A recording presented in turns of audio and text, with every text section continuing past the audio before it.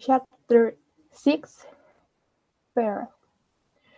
We have as yet hardly spoken of the infant, that little creature whose innocent life has sprung, by the unscrutable decree of Providence, a lovely and immortal flower, out of the rank luxuriancy of a guilty passion. How strange it seemed to the sad woman as she watched the growth and the beauty that became every day more brilliant, and the intelligence that threw its quivering sunshine over the tiny features of the child. Her Pearl, for so had Hester called her, not as a name expressive of her aspect, which had nothing of the calm, white, unimpassioned lustre that would be indicated by the comparison, but she named the infant Pearl, as being of the great priest, purchased with all she had, her mother's only treasure. How strange indeed! Man had marked this woman seen by Scarlet letter, which had such potent and disastrous efficacy that no human sympathy could reach her, save it were some fool like herself. God, as a direct consequence of the sin which man just punished, had given her a lovely child, whose place was on that same dishonored bosom, to connect her parent forever with the race and descent of mortal, and to be finally a blessed soul in heaven. Yet these doubts affected Hester Prynne less with hope than apprehension. She knew that her deed had been evil; she could have no faith, therefore, that its result would be for good. Day after day she looked fearfully into the child's expanding nature, ever dreading to detect some dark and wild peculiarity that should correspond with the guiltiness to which she owned her being. Certainly there was no physical defect, but its perfect shape, its big vigor, and its natural dexterity in the use of all its untried limbs, the infant was worthy to have been brought forth in Eden, worthy to have been left there, to be the plaything of the angels, after Walspear's parents were driven out. The child had a native grace which does invariably coexist with faultless beauty. Its attire, however simple, always impressed the beholder as if it were the very garment that presently became its best. But little Pearl was not clad in rustic weeds. Her mother, with a morbid purpose that may be better understood hereafter, had bought the richest tissues that could be procured, and allowed her imaginative faculty its full play in the arrangement and decoration of the dresses which the child wore, before the public eye. So magnificent was the small figure when thus arrayed, and such was the splendor of her own proper beauty, shining through the gorgeous robe which might have extinguished a paler loveliness; that there was an absolute circle of radiance around her, and the dark stone cottage floor, and there a russet gown, torn and soiled with the child's rude play, made a picture of her just as perfect. Pearl's aspect was imbued with a spell of infinite variety. In this one child there were many children, comprehending the full scope between the white-flowed prettiness of a peasant baby and the pomp and lyre of an infant princess.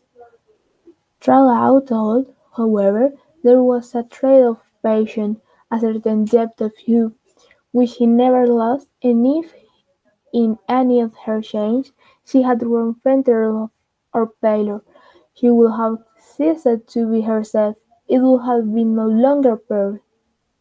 This outward motility indicated, and dare not more than fairly express, the various properties of her inner life. Her nature appeared to possess depth, too, as well as variety, but or else Hester fears beside her. It lacked reference and adaptation to the world into which she was born. The child could not be made amenable to rules. In giving her existence, a great law had been broken, and the result was beings whose elements were perhaps beautiful and brilliant, but all in disorder, or with an order peculiar to themselves, amidst which the point of variety and arrangement was difficult or impossible to be discovered. Hester could only account for the child's character, and even then most vaguely and imperfectly, by recalling what she herself had been during that momentous period while Pearl was imbuing herself from the spiritual world and her body different from its material of earth. The mother's impassioned state had been the medium through which were transmitted to the unborn infant the rays of his moral life, and however with unclear originality they had taken the deep stain of crimson and gold, the fairy lustre, the black shadow, and the untempered light of the intervening substance. Above, about all, the warfare of Hester's spirit at that epoch was perpetuated in Perth. She could recognize her wild, desperate, defiant mood and flightiness of her temper, and even some of the very cloud shapes of gloom and despondency that had brewed in her heart. They were now illuminated by the morning radiance of a young child's disposition, but later in the day of early existence might be prolific of the stern and wider wine. The discipline of the family in those days was of a far more rigid kind than now. The frown, the harsh rebuke, the frequent application of the rod enjoined by scriptural authority were used, not merely in the way of punishment for actual offences, but as a wholesome regimen for the growth and promotion of all childish virtues. Hester Prynne, nevertheless the lonely mother of this one child, ran little risk of erring on the side of undue severity. Mindful, however, of her own errors and misfortunes, she early sought to impose a tender, but strict, control over the infant and mortality that was committed to her shame. But the task was beyond her skill. After testing both smiles and frowns, and proving that neither mode of treatment possesses any calculable influence, Hester was ultimately compelled to stand aside and permit the child to be swayed by her own impulses. Physical compulsion or restraint was effectual of course, while it lasted.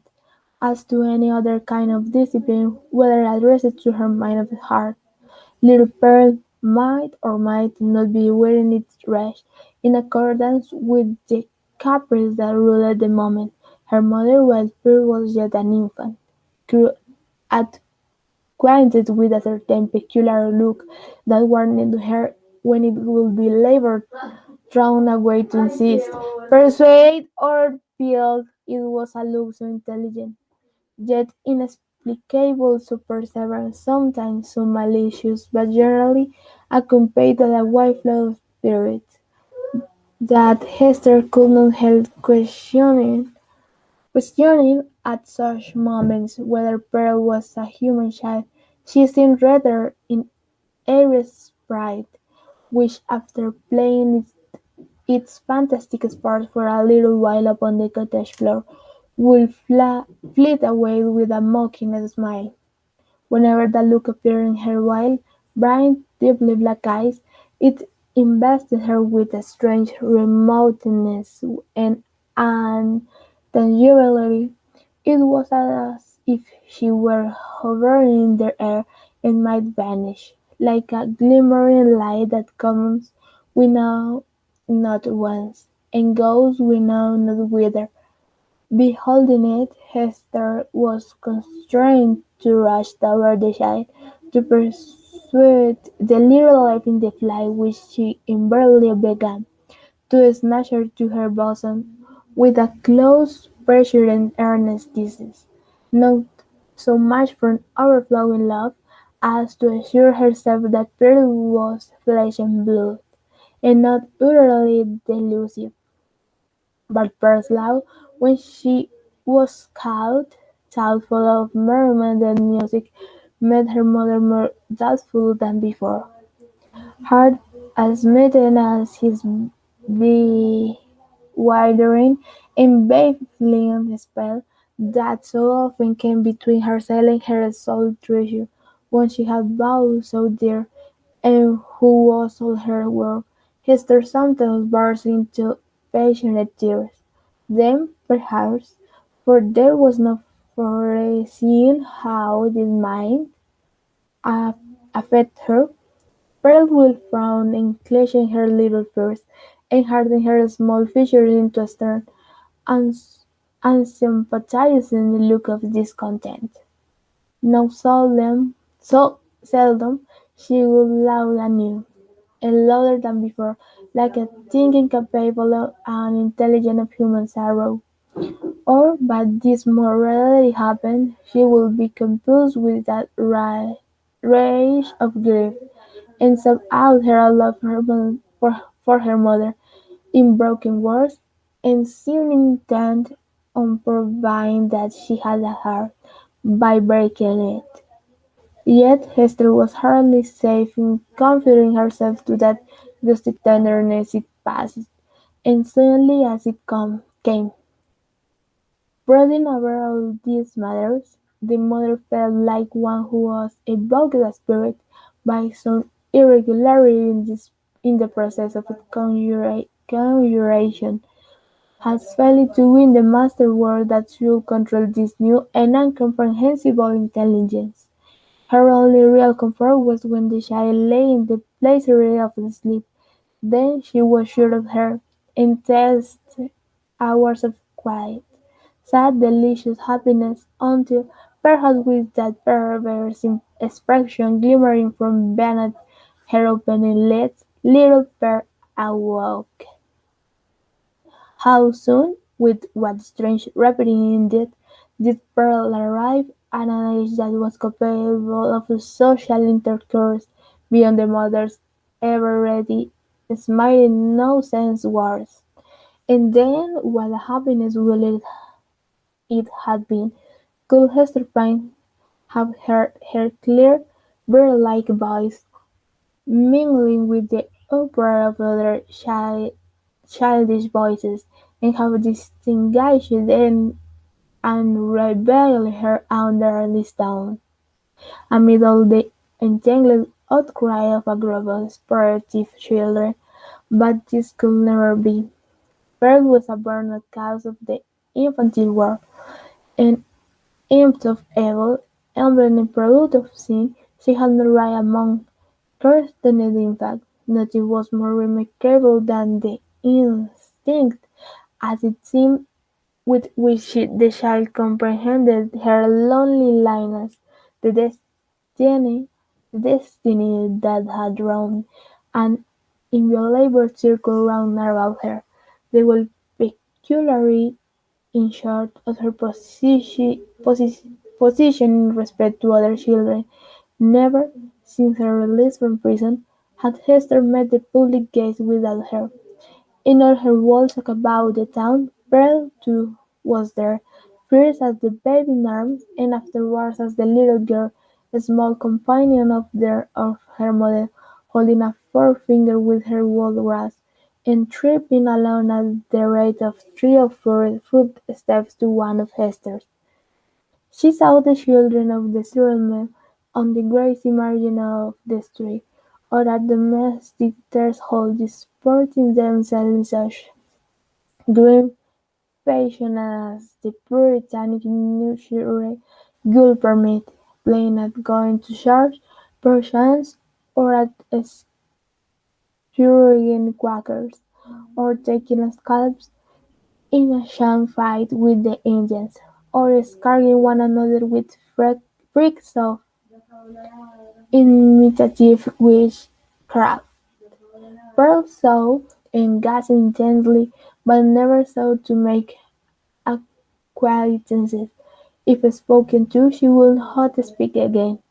If the children gathered about her, as they sometimes did, Pearl would grow positively terrible in her puny wrath, snatching up stones to fling at them with sheer incoherent exclamations that made her mother tremble, because they had so much the sound of wishes and enchantments in some unknown tongue.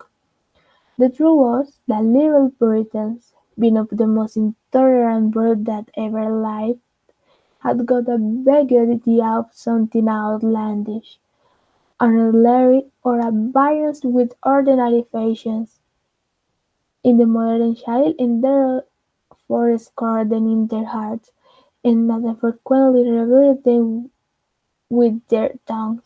Pearl felt the sentiment and required it with the purest heart that can be supposed to tranquil in a child's bosom. These outbreaks of a fierce temper had a kind of value, and even comfort, for her mother, because there was at least an intelligibly earnest in the mood, instead of the fitful caprice that so often there was in her in the child's manifestations.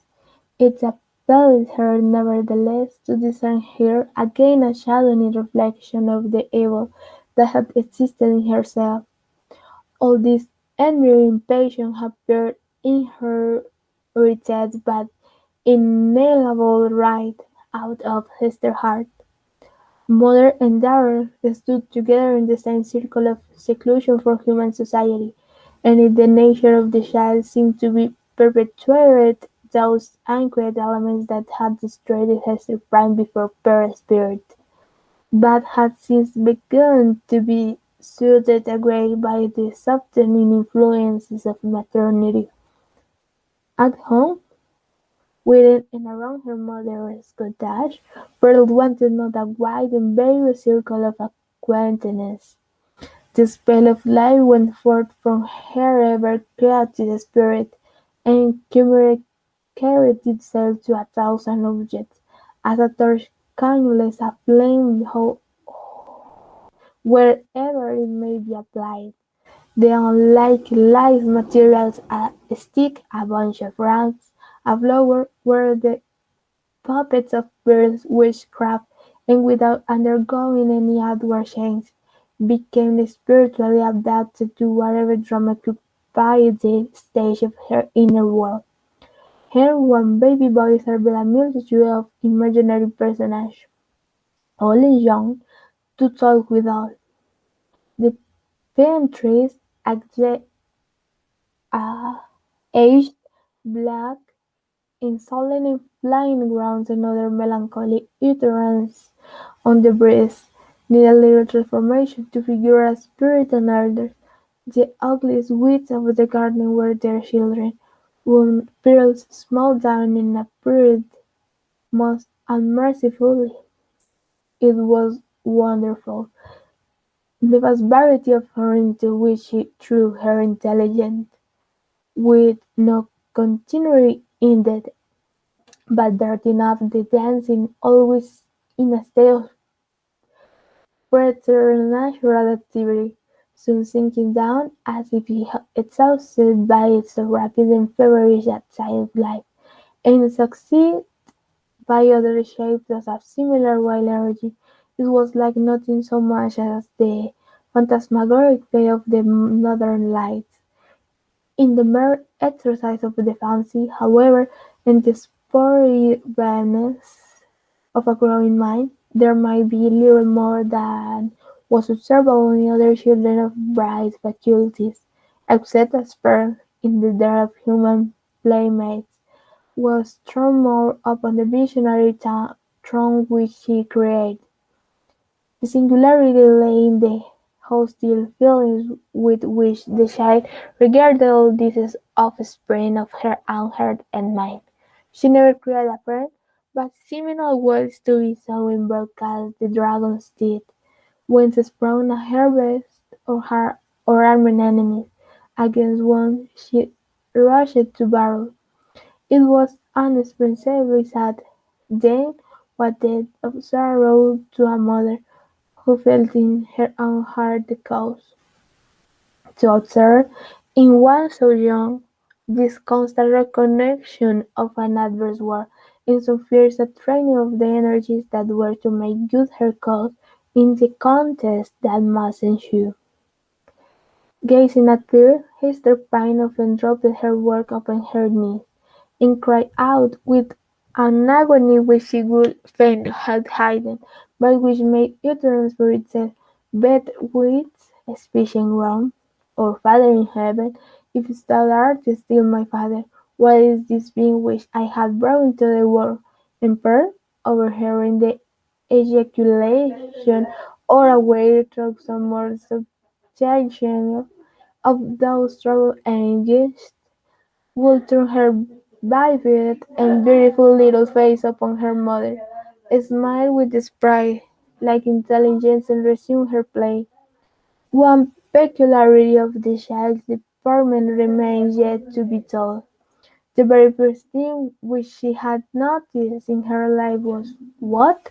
Not her mother's smile responding to it, as other babies do, by that faint, inbred smile of the little mouth, remembered so doubtfully afterwards, and with such fond discussion whether it were indeed a smile. By no means.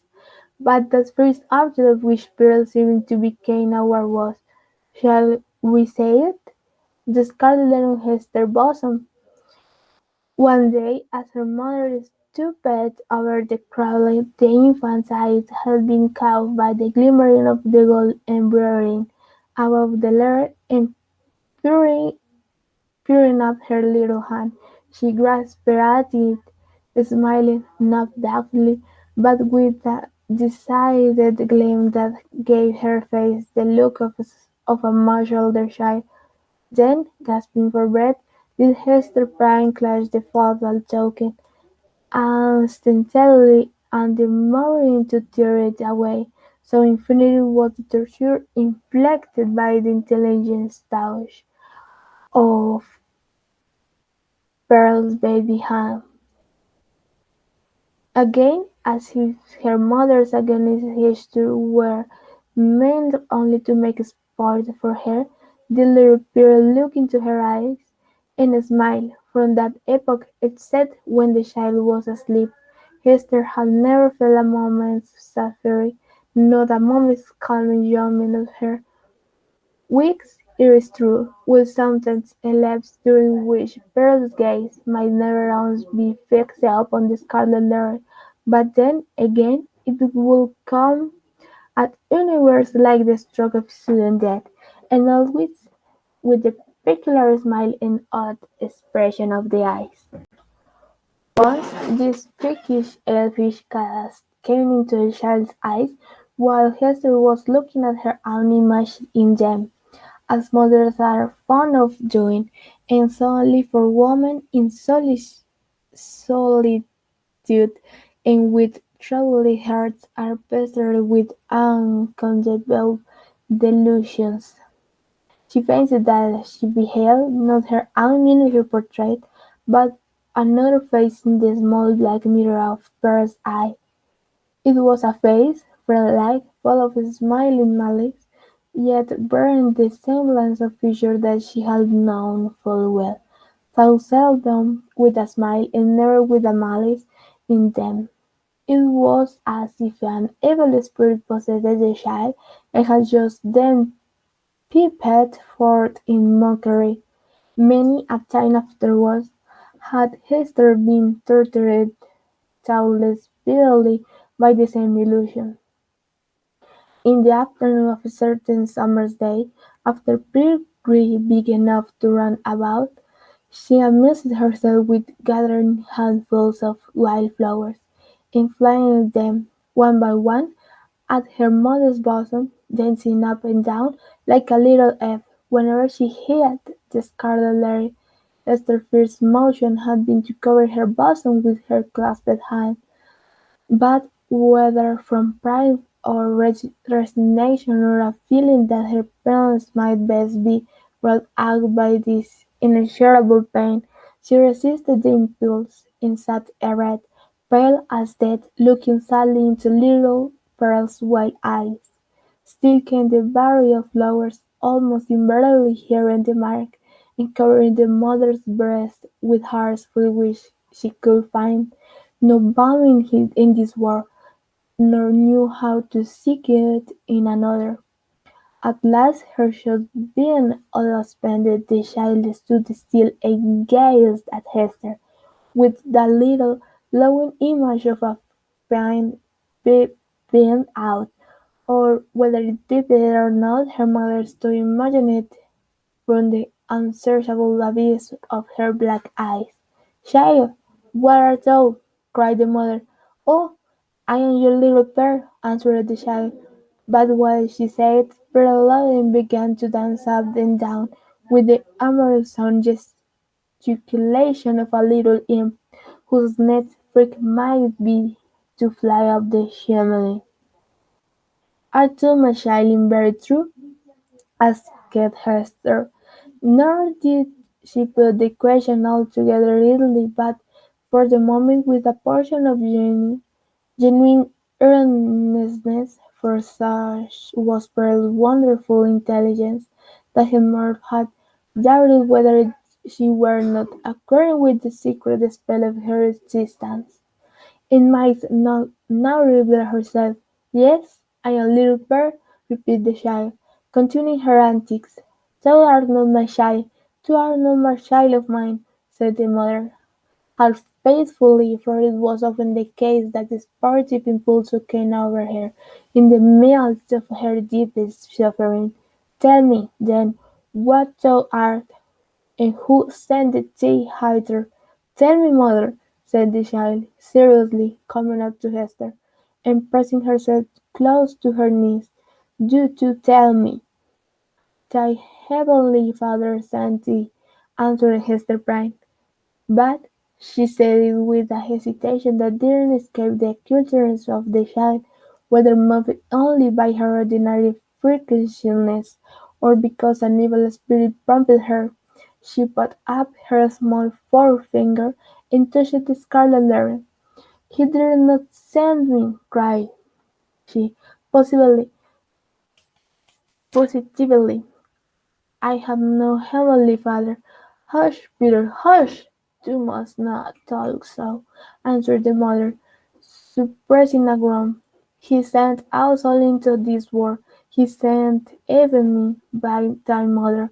Then much more thee, or if not, thou strange and elfish child, whence this to come?"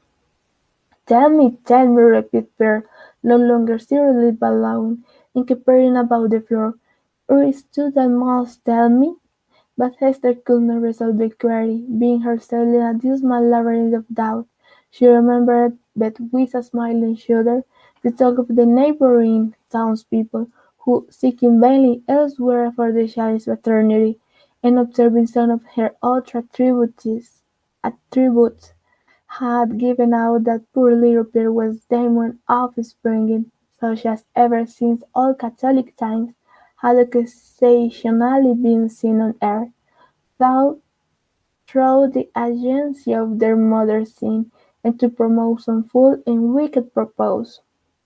Luther, according to the scandal of this on his monkish enemy, was a brother of that hellish breed, nor was Pearl The only child to whom this inauspicious origin was assigned among the New England Puritans.